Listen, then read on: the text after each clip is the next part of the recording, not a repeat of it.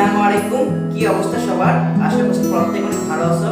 আশা করছি প্রত্যেকের ঈদুল আজহা কুরবানি ঈদ অনেক ভালো কেটেছে। আজকের ক্লাসে আমি সায়েন্সের একটি ইম্পর্টেন্ট টপিক কোষ নিয়ে আলোচনা করব, যে টপিকটা অনেক গুরুত্বপূর্ণ সায়েন্সের জন্য। তো কথা না বলে ক্লাসটা শুরু করে ফেলি। তো এখানে একটা কোশ্চেন দেওয়া আছে, কোষ কি? কোষ হলো জীবের গাঠনিক ও কার্যকর একক। আমরা সবাই, মানুষ, পশু পাখি সবাই জীবিত।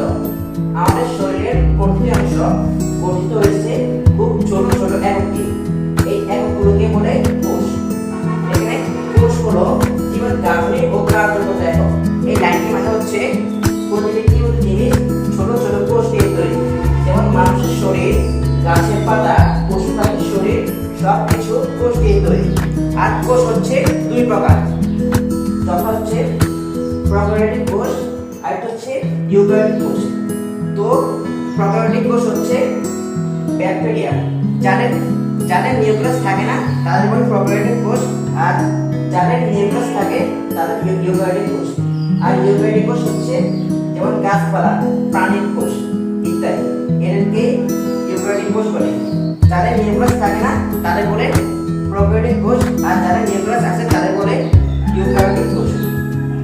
তো মোট কথা হচ্ছে আমরা, মানুষ, পশু পাখি সবার দেহে অসংখ্য কোষ আছে, কিন্তু আমরা কোষগুলো দেখতে পাই না।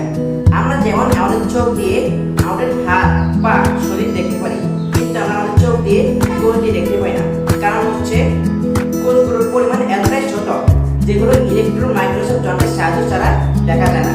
আর মনে রাখবা, পৃথিবীতে দুই ধরনের জীব আছে, একটা হচ্ছে এককোষী জীব আর একটা হচ্ছে বহুকোষী জীব।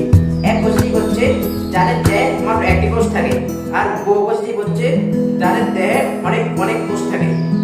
আর একটা বাড়ি তৈরি করতে যেমন অনেক ইটের প্রয়োজন হয়, ঠিক তেমনি আমাদের শরীর বডি তৈরি করতে অনেক অনেক কোষের দরকার হয়েছে, কিন্তু আমরা কোষগুলো দেখতে পাই না।